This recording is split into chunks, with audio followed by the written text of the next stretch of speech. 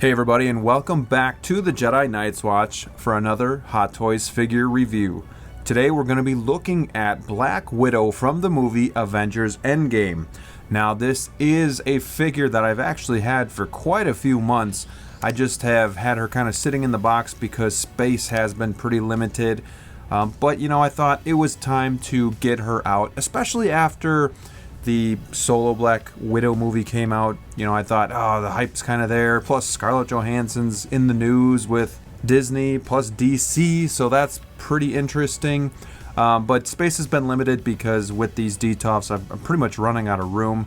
And until these Maju cases come in at the end of the year or beginning of next year, we just kind of have to make do with what we have. So I do have a handful of figures still in the box, just kind of waiting to come out. So thought this would be a fun time to unbox her and review her with you guys. So let's start by taking a look at the box. Now, if you've watched the channel for a while, you know that we've done a bunch of Avengers Endgame figure reviews, and this box doesn't look too much different than those. We do have a nice image of Black Widow on the front. This is going to be an image of her and not the figure, so just so everybody's aware. And it looks pretty cool. I dig it. I like how it looks. I like the look on her face. We have the big A kind of running through the portrait a little bit there.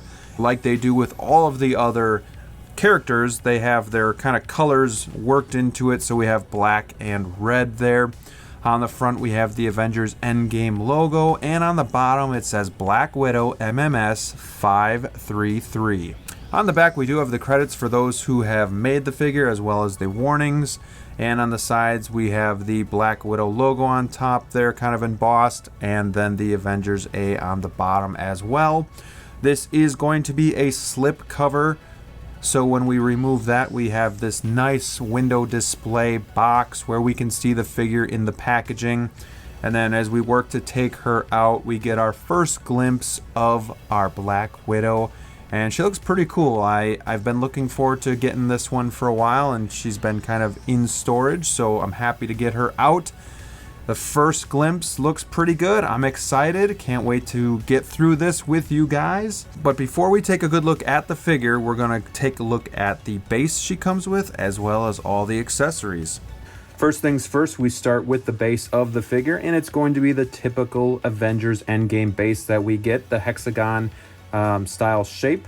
And it's got the Avengers A, and as you can see, it's going to be nice, soft, and glossy look, where the rest is going to be a matte and has a little bit of a textured finish to it.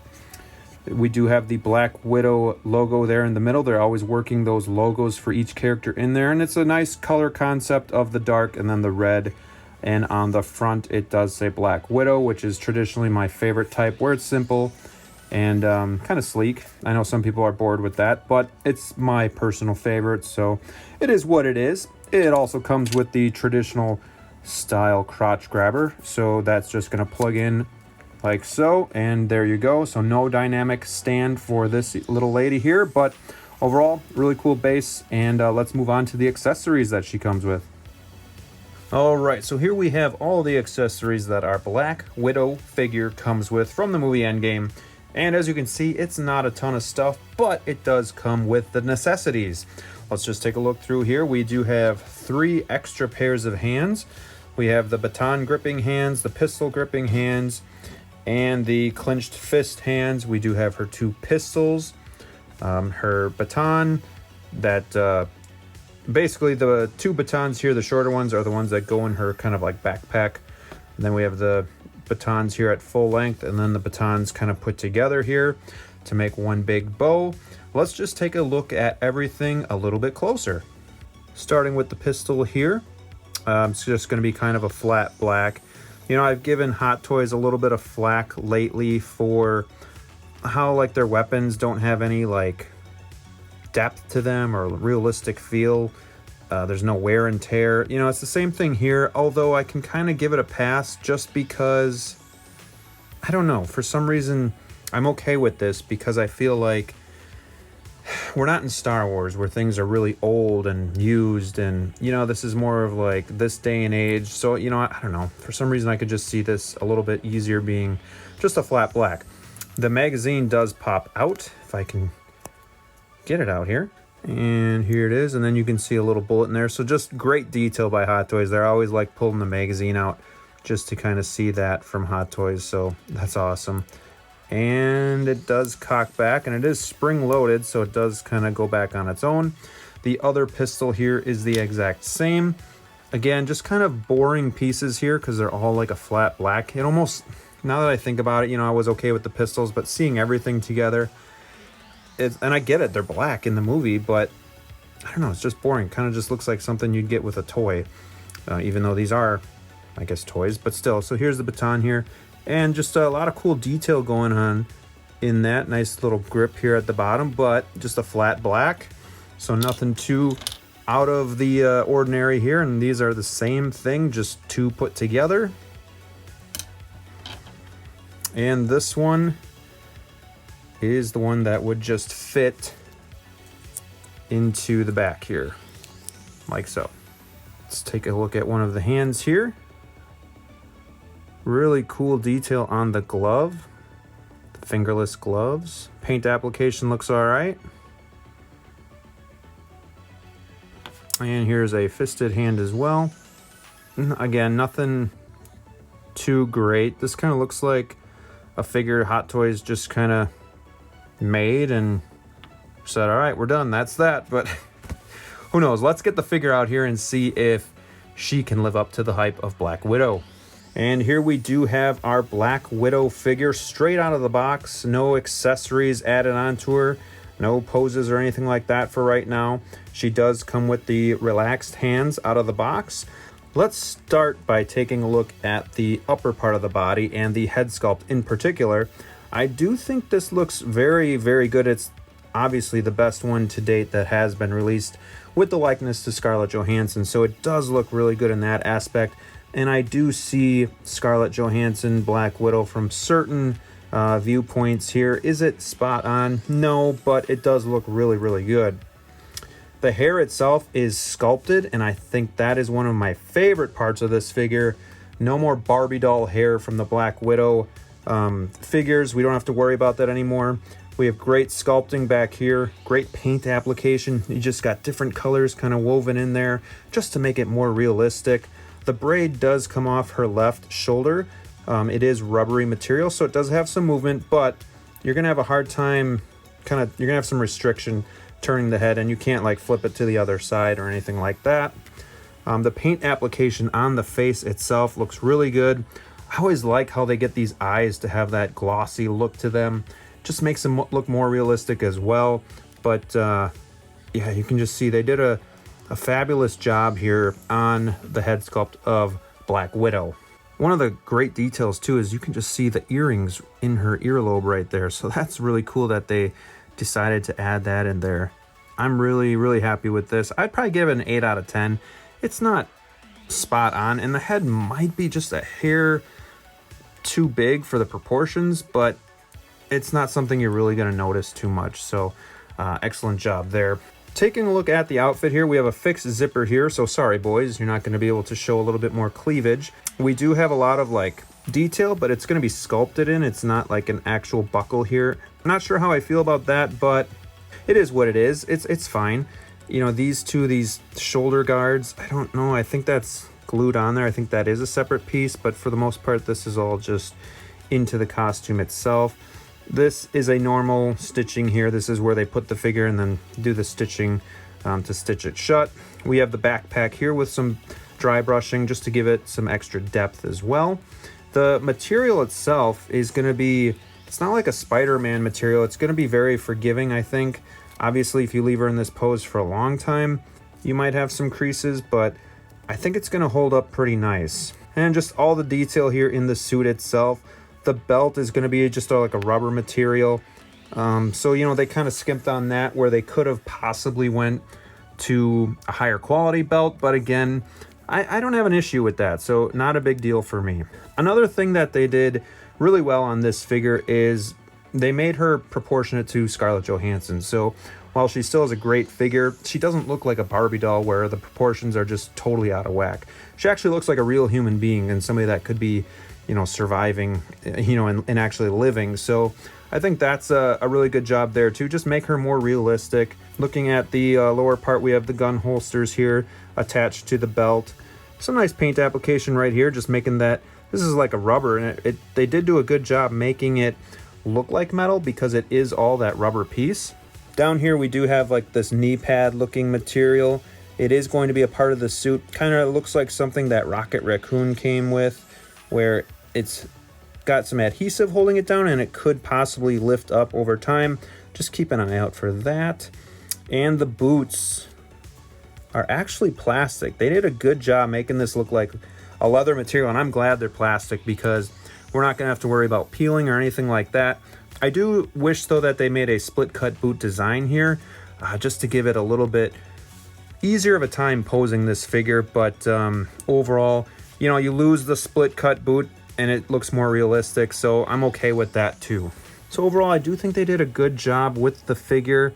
You know, did they skimp on some things? Yeah, you know, that everything's just kind of a rubber piece. It's all kind of one, where they didn't really go all out and add that extra detail to make it look that much more authentic, but it still looks pretty good, especially when you're, you know, a foot or two away from it. So I'm not overly concerned with that, but I get it. They could have, for the price point, I think they could have done a little bit more. So now let's take a look at the articulation of the figure. So her head is going to be on a ball joint here. So you're going to have pretty good movement, but again, there might be some restriction with the ponytail here. But then the neck also is going to have a joint in it as well. So you can kind of get her to look like that, plus have movement here. So she can kind of look up about there, but then she can look down pretty far. Arms, they go up to like 90, but then with the suit there's some restrictions, so they kind of fall back down to about here. And going forward, about the same thing. She does have a double bend, so that's really good right there. There is a swivel in the bicep, swivel in the wrist, and a swivel in the forearm area. She's gonna have some turnability here. Look at that suit just wrinkle up though. And she's gonna have some decent crunch. Yeah, pretty good crunch. Really good. All right, legs. There's gonna be a lot of restriction here in the groin area. Oof, not a whole lot going on there. Oh, that's not terrible, but the suit really does push against it. Double bend in the knee. Not a little bit of swivel, but yeah, there's some swivel there in the thighs. And again, nothing going to be in the ankles. All right, so now that we've reviewed the figure and seen all of the accessories that she comes with, let's get her into some cool poses and talk about some of the things that I like and dislike about this figure. Starting with the things that I really like the head sculpt, I like the likeness to Scarlett Johansson, I like the paint applications. I think this is the best likeness to Black Widow Scarlett Johansson that we have had to date. And I think it looks really good. Could it be a little bit better? Sure, probably, but most figures could be. And I do really like this one. The second thing I really like kind of goes with the head sculpt. It's the sculpted hair. I'm so glad they got rid of the rooted hair. They did this right. It looks great. It's got extra depth and detail to it with all the different shades of coloring and the braid being flexible. It's really something that puts this figure over the top. And the third thing that I really like about the figure is just the body proportions and how it looks like Scarlett Johansson and a real human being. It doesn't have that Barbie feel where the proportions are all out of whack. She still looks really good, and this is an attractive figure, but it's believable now. It's realistic. It's not like the older versions that we've seen. So I think those things are my favorite things about this figure. Now for some things that I kind of dislike about it. The first one would be that this is another one that I feel like they've skimped on a bunch of things. The accessories, they're all black. That doesn't come with a whole lot. There's not, a whole lot of excitement for the accessories, so that would be one thing. They also kind of skimped on the outfit. It's really just, there's no buckles. The belt is all just one rubber piece. It doesn't sit really great. I think they could have went all out and done a little bit more detail on the suit itself, but overall, it's still a really good figure. The third thing, though, that I dislike about the figure is the lack of articulation. The way this suit restricts the arms from staying up, you can't even get her to point the gun straight out. Her arm wants to kind of fall down. The other thing is with the legs, it's really hard to get her in any dynamic poses. I tried to do the power pose type of thing, and it just wasn't working. So that's a big bummer. With the new Black Widow coming out, it looks like they're starting to fix that, where they've put some elastic fabric in the suit, so that should help. But overall, I think this is a great figure. If you're on the fence, I do think you should get it. But let me know in the comments below what your favorite Black Widow figure is. Is it one from the past? Is it this one? Or are you holding out for the solo movie Black Widow figures? I do think this one still has a spot on your shelf because it is from Endgame, which is the last time we see Black Widow. It's kind of her character arc to the max, so I do think that this one will always have a special spot in collectors' hearts, but the new ones do look pretty cool too, so be interested to hear what you guys think about that.